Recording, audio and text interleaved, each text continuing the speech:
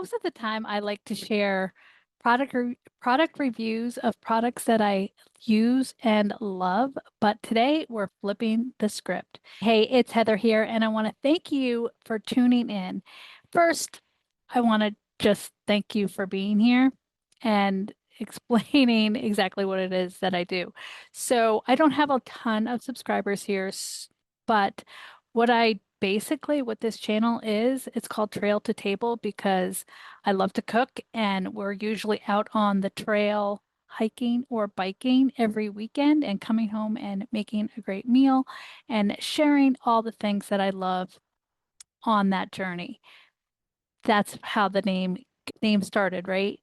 But sometimes we flop. Sometimes we buy things that we don't necessarily like. I am an Amazon influencer, so what that means is I share shoppable videos for Amazon products that we purchase, and I earn an income.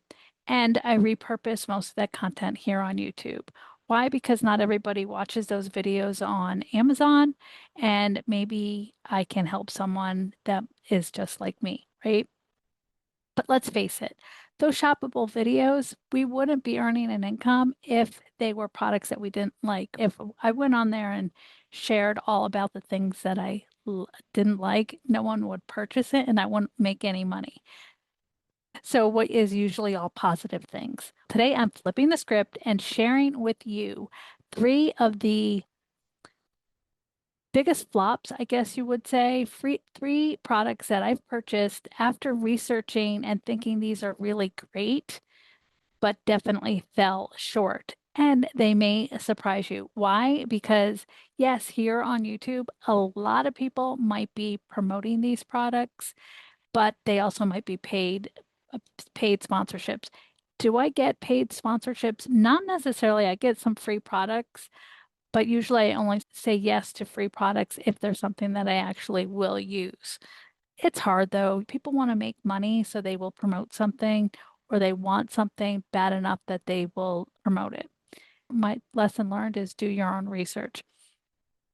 I do have notes here, but I'm not really going to go off of them one because I won't be able to read them and I'd have to put my glasses on, but I may look down and just make sure I'm staying on target. After years, we were on the road in our RV for about 2.5 years. We just recently came off. We still RV and we still travel, just not a 100% of the time. So a lot of our content is RV related when we're out on the road. And then now we get to combine cabin living, right? We have a small cabin up in the mountains in Georgia. I test and use a lot of products. I share them with you, but some just don't hold up.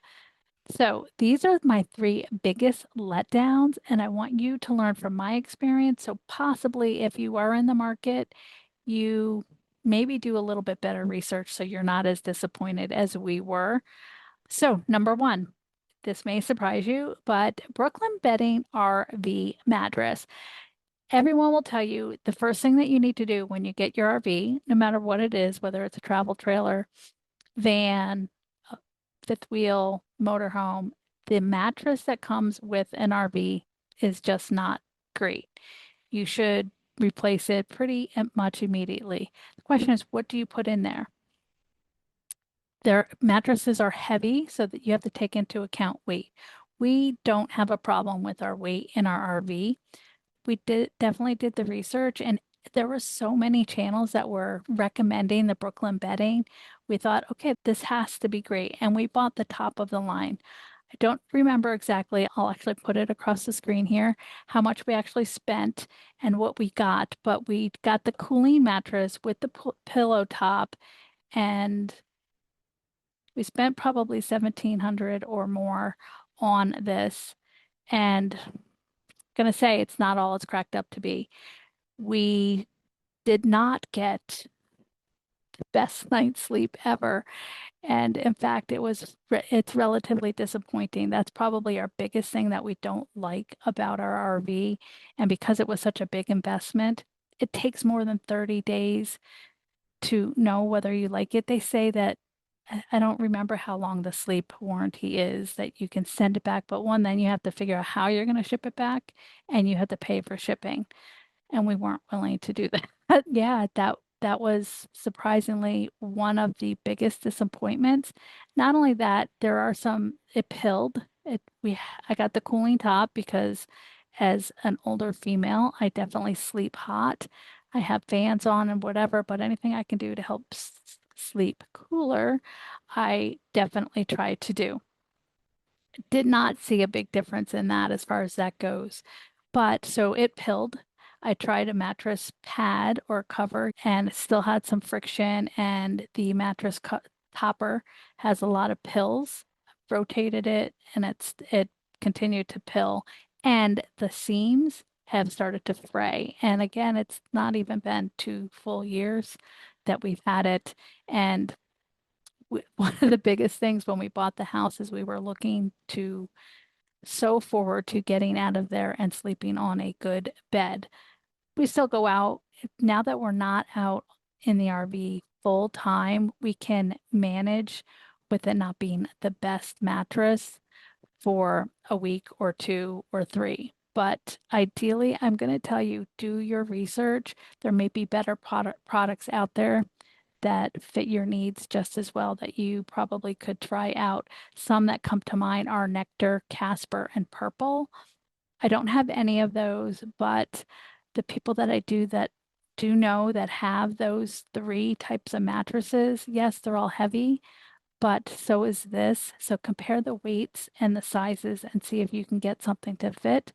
So that is my number one disappointment, probably the most money that we spent and did not get the quality that we were expecting. So, what do I look for when I buy things and I do these shoppable videos? I'm going to tell you, I always look for something that I'm looking for. So, most of the things that you see, I don't go buy products for that I'm not going to use.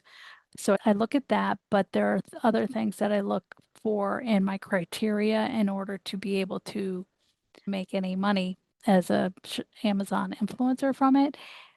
The rating system, if it's anything below 4.3, I am hesitant to buy it unless I shouldn't say cheap, but super affordable that I'm willing to toss 10, $20 out the window for a product, knowing that may not be great or it's completely seasonal. So I look for 4.3 or higher.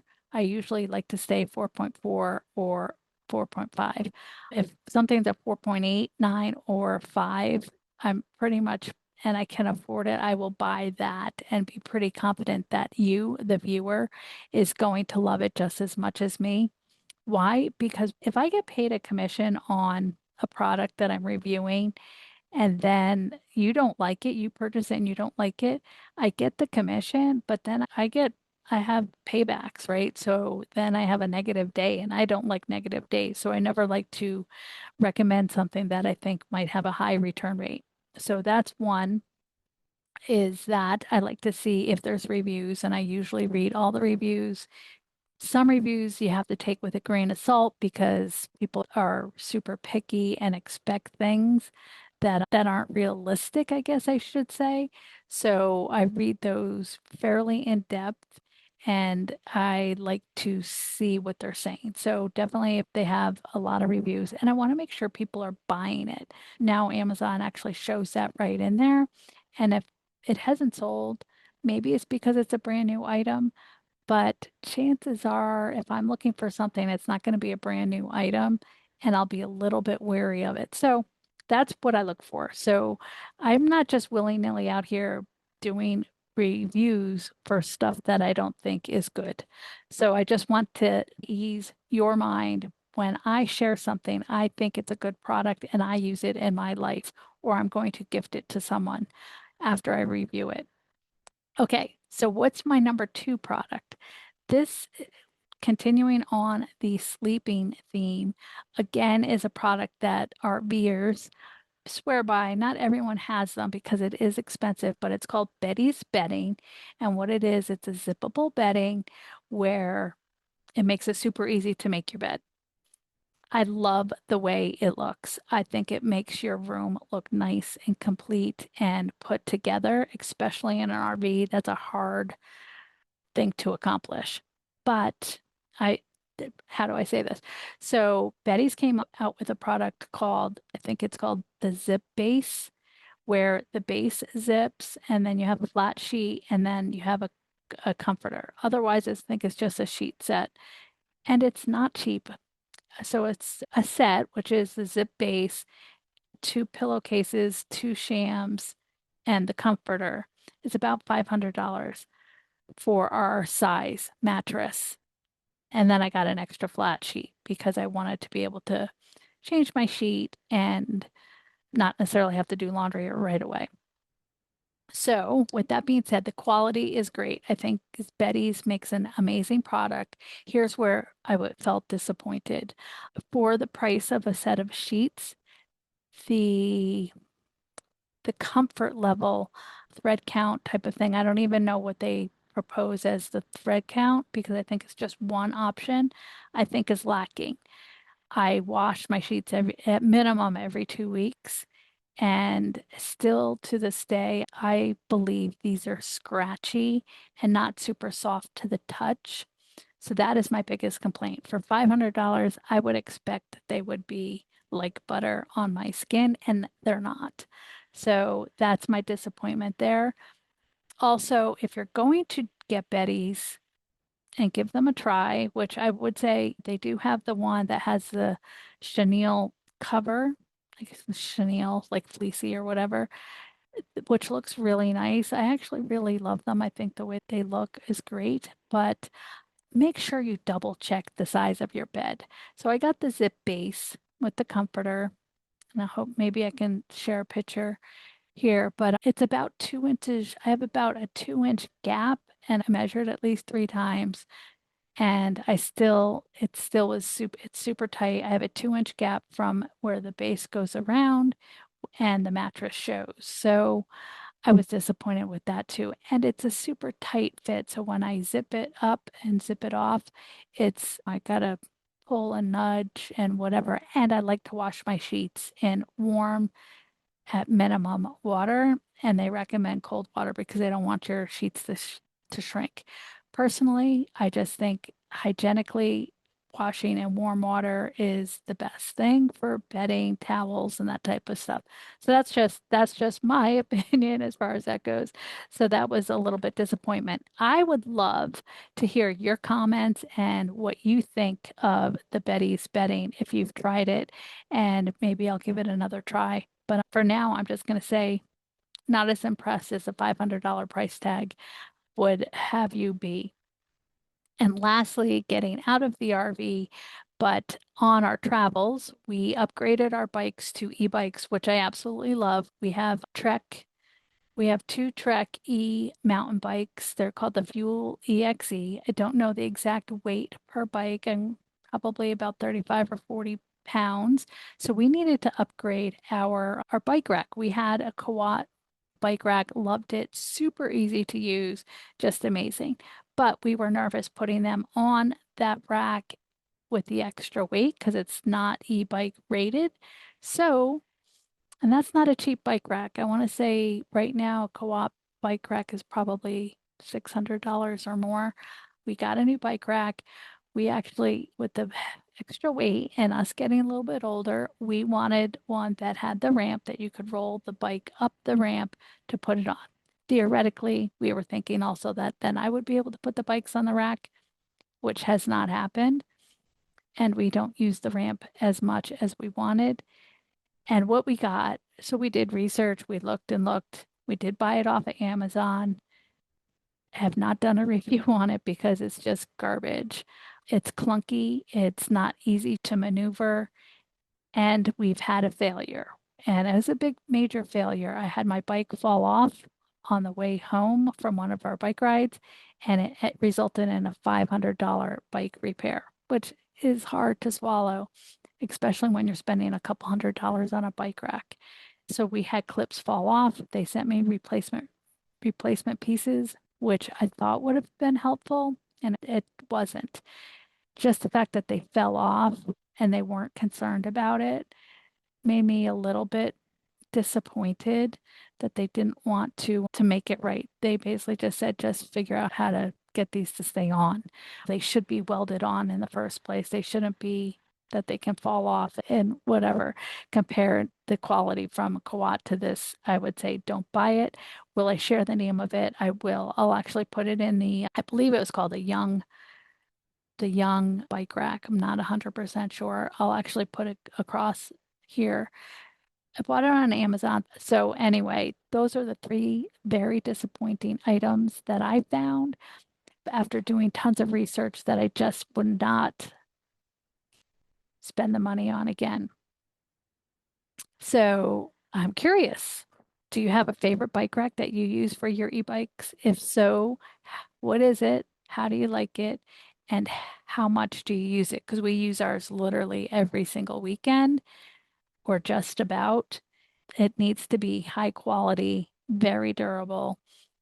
I'm curious. So drop me a comment. Let me know if you've come across items that people have promoted, talked about, and reviewed, maybe even were product brand ambassadors or had product sponsorships and they talked about it, but at the end of the day, you purchased it, just didn't like it. I'd love to hear from you. And if you like product reviews, I would really appreciate it if you would give me a thumbs up and subscribe to this channel. It helps me, one, grow my channel. 5 subscribers, I'm probably not going to get monetized anytime soon, but I would love to. But if you like product reviews, I would love it for you to tune in and maybe I'll share more cooking type curations, a bike video or a bike ride every now and again, if that's something that you want to see, because I don't really know and it's hard to share my reviews with you, but then also share real life with you. So I don't know if that's something that you want. Thanks for watching. As always, have an amazing day and we'll see you on the next one. Bye.